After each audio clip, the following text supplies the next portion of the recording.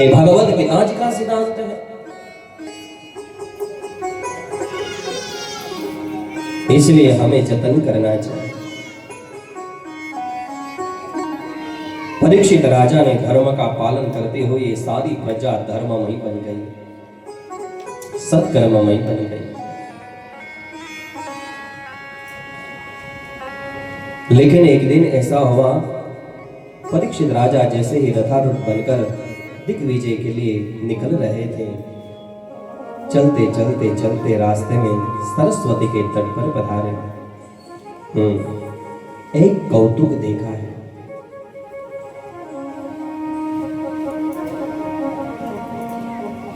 वहां जैसे ही देखा तो एक काला और छोटा जो पुरुष था, हाथों में लाठी लेकर के गया को पीट रहा था, मार रहा था जोरों से।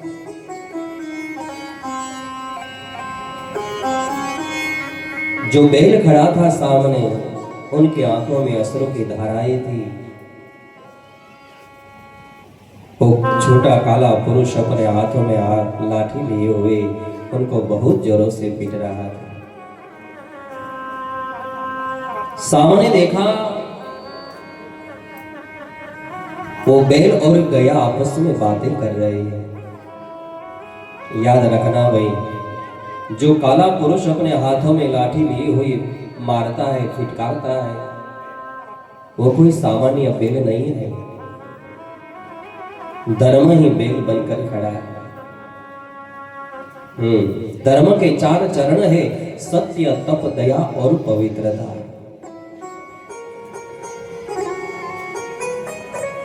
लेकिन जो काला पुरुष उसे लाठी लेकर के मार रहा था, पीट रहा था, परीक्षित राजा ने सोचा कि नहीं, बैल को मारता है, धर्म को मारता है। उनके बीच में जो बातें हुई उन्होंने सुनी। गया जो थी वो पृथ्वी के स्वरूप में थी, पृथ्वी ही गया बनकर के खड़ी थी, और बैल ही धर्म के स्वरूप में, या तो धर्म ही बैल बनकर खड़ा था। आपस में बातें करते, मुझे जरा ये तो बताओ ना, हमारे जीवन में यदि कोई दुख देता हो तो किस प्रकार से दुख आता है, किन माध्यम से दुख आता है। जो गाय थी वो अपने धर्म को आश्वासन देती है। अपने जीवन में यदि कोई दुख आते हैं तो 3 प्रकार से, काल, कर्म और स्वभाव से दुख आते हैं। काल यानी समय होता है, जो हर जीवात्मा के जीवन में या तो दुख चले जाने के बाद सुख मिलता है, फिर सुख में हम रहते हैं, सुख चले जाने के बाद दुख मिलता है। याद रखना, अपने जीवन में आज हम सुखी है तो कल दुख आना अनिवार्य है। यदि अपने जीवन में आज हमारे जीवन में दुख चल रहा है तो सुख होना ही अनिवार्य है। रात के पीछे दिन, दिन के पीछे रात, यह तो एक प्रकृति का नियम है, उनको स्वीकारना ही अनिवार्य है। सुख के पीछे दुख और दुख के पीछे सुख, यह तो एक नियति का नियम है, उनको स्वीकारना ही अनिवार्य है। ऐसा नहीं कि आज हम सुख में आ गए तो इस जगत के सारे सुख हमें मिल गए, नहीं। यदि सुख हमारे जीवन में है तो दुख जरूर पीछा कर रहा है।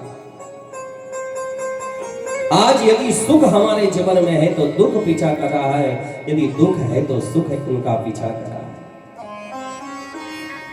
समय ही जीवात्मा के जीवन में सुख और दुख की प्राप्ति करवाता है। दूसरा है स्वभाव।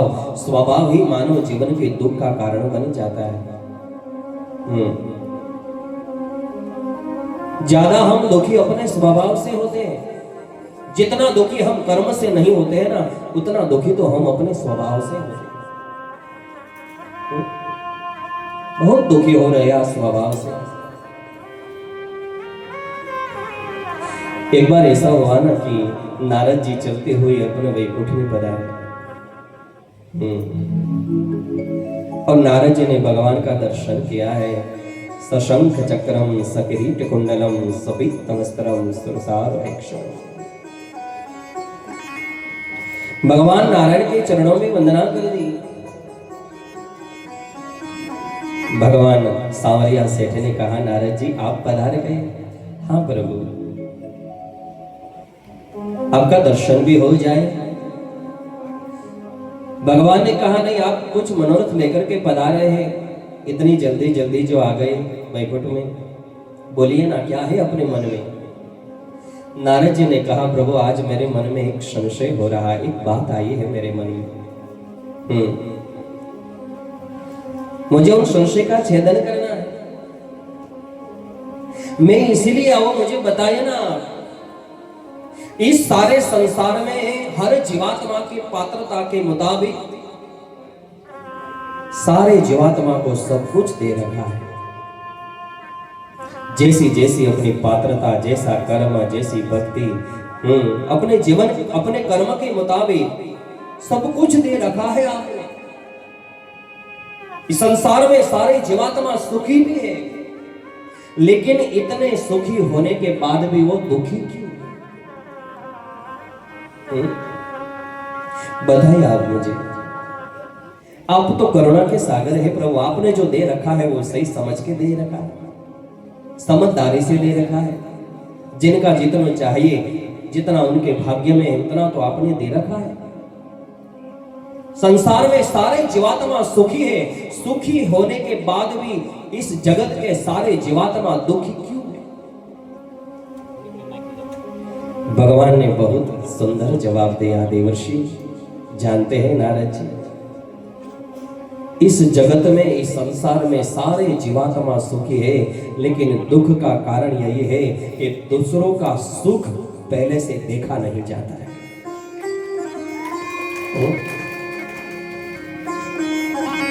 दूसरे की सुख की ईर्ष्या में अपने पाया हुआ सुख वो भूल जाता है, इसलिए वो दुखी है। दुखी वो भी नहीं है क्योंकि उनको जो भाग्य में था वो मिल ही गया है, लेकिन अपनों से ज्यादा दूसरों को ज्यादा मिला है। दूसरे का सुख देखकर अपना सुख भूल जाता है और वो दुखी हो जाता है। इस जगत में कोई दुखी नहीं है, लेकिन दूसरों का सुख देखकर वो स्वयं दुखी हो रहा है। दुख का कारण ही स्वभाव। बस मुझे इतना क्यों नहीं मिला, मैंने कितनी कड़ी मेहनत की, मैंने तो वो भी करता था, मैं भी करता था, उनको इतनी।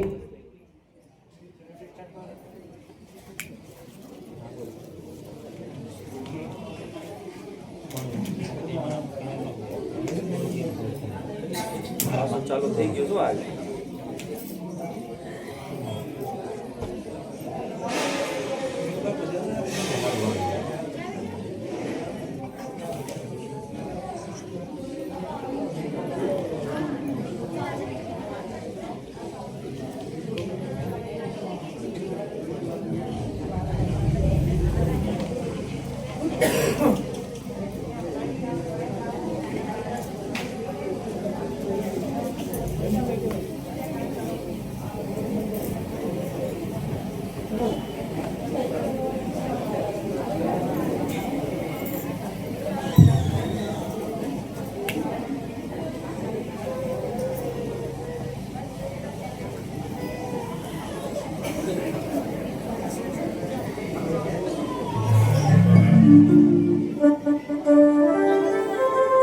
बोलिए सांवरिया सेठ की।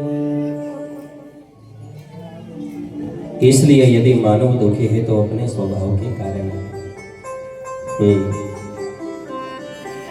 तीसरा है कर्म, जैसी करनी वैसी करनी।